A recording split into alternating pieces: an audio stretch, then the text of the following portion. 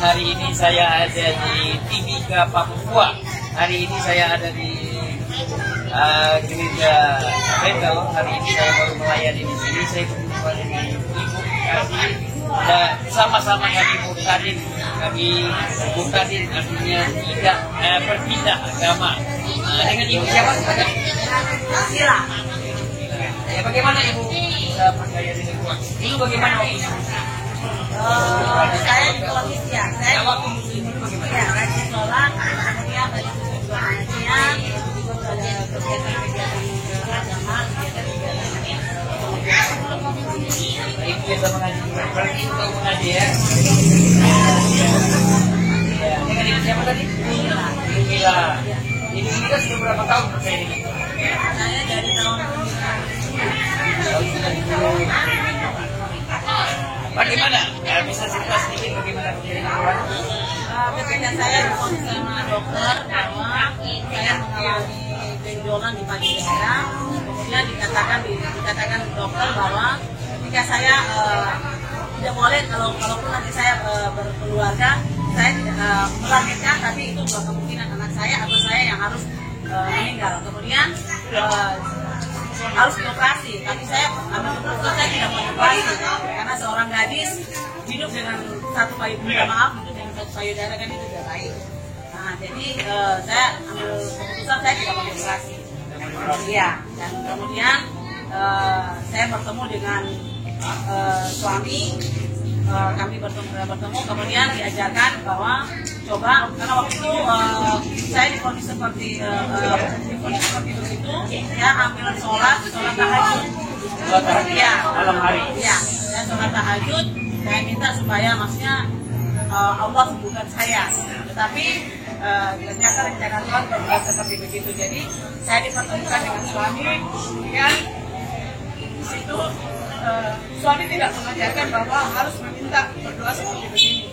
Tetapi saya diajarkan, saya dikasih penguatan bahwa berdoa terus. Dan saya lakukan sesuai dengan agama saya. Tetapi selang 3 bulan tidak ada perubahan, dan saya mencoba mengganti cara berdoa saya. Cara berdoa saya masuk ke kamar dengan segelas air putih. Saya hanya berdoanya singkat karena memang kami tinggal keluarga yang memang fanatik karena om saya dia dosen besar di salah satu fakultas, dan om saya itu mereka dia di dalam pengajian. Kemudian saya ambil segelas air, saya masuk ke kamar, saya hanya bilang, Tuhan Yesus sembuhkan saya. Hanya itu saja. Saya katakan, Tuhan Yesus sembuhkan saya.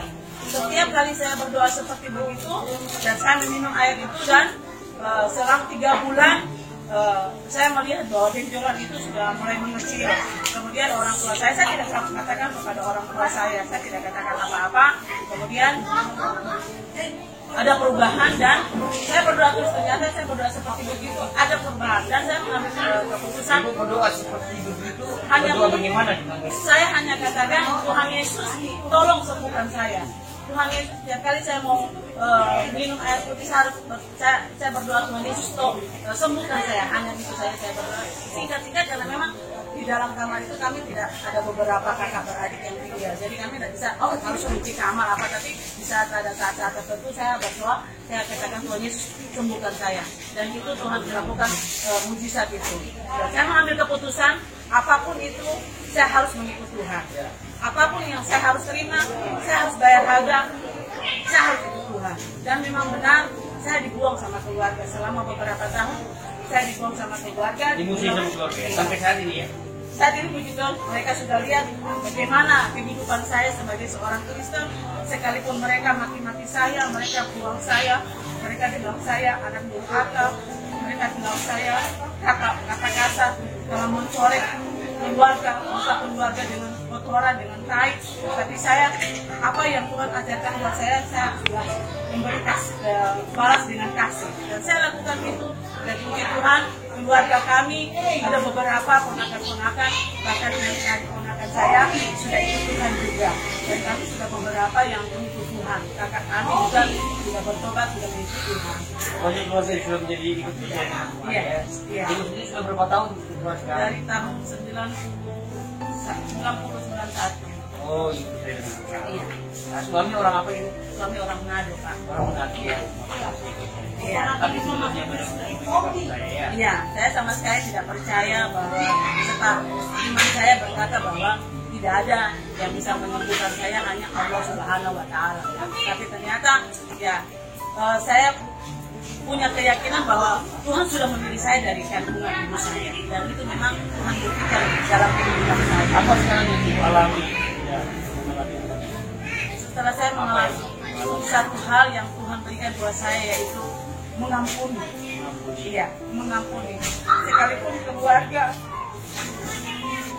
kakak beradik, awalnya mereka bilang saya tidak tahu balas budi orang tua, anak durhaka, gosip orang keluarga besar kami. Tapi apa yang mengajarkan saya ketika mereka saya terima Yesus, Tuhan katakan bahwa kau harus pergi berdamai, apapun itu harus berdamai, dan saya lakukan itu. Saya pulang ke kampung halaman, saya berdamai dengan mereka, dan sekalipun mereka menolak saya katakan saya datang bukan sebagai saya. Saya datang bukan lagi saya dulu, tapi saya katakan apa dengan saya sekarang. Dan saya lakukan apa yang Tuhan ajarkan. Ketika orang berbuat salah, kita harus mengampuni ya. Biasa ibu Ibu Mila luar biasa mengalami kehidupan dengan Tuhan disembuhkan dari kanker payudaranya, sehingga ibu ini dipulihkan, sembuh, dan dia mengalami ini pengalaman yang menarik ya. Dia mengampuni, dia berdamai kepada keluarga semua. Mungkin ada sesuatu yang mau disampaikan ibu? Ya. Satu hal, jika kita sudah mengambil keputusan kita mengikut Tuhan, jangan pernah ragu dengan kuasa Tuhan. Amin. Dalam situasi apapun, yakin dan percaya bahwa pertolongan Tuhan itu tidak pernah terlambat. Iya. Kita harus komitmen, kita harus fokus bahwa Tuhan Yesuslah yang menjadi juru selamat dalam dunia ini. Kalau saya bisa dimenangkan, saya bisa diselamatkan, saya yakin dan percaya Bapak Ibu yang percaya sungguh kepada Yesus pasti diselamatkan. Ya, amin. Luar biasa ibu kasih ini sekarang mengalami Tuhan, dia berubah dengan Tuhan, sama seperti saya. Kami sama-sama mengalami perjumpaan dengan Tuhan. Ini pengalaman yang menarik dalam hidup kami, mengampuni, memaafkan.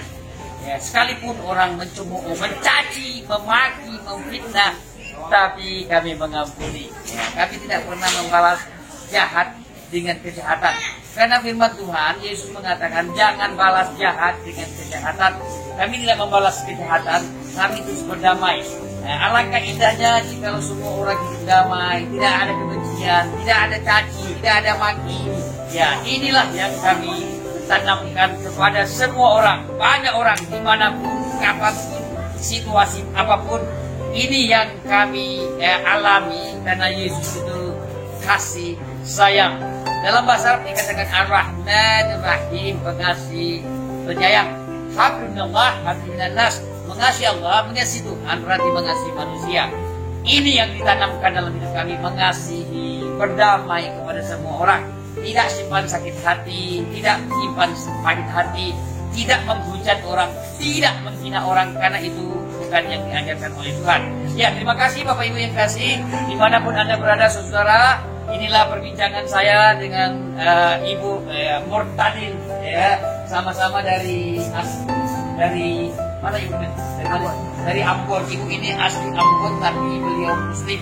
Ya, suka mengaji, suka sembahyang, tapi sekarang berubah, hidupnya berubah, dimenangkan oleh Tuhan, berdamai. Terima kasih, salam sehat, kuat selalu.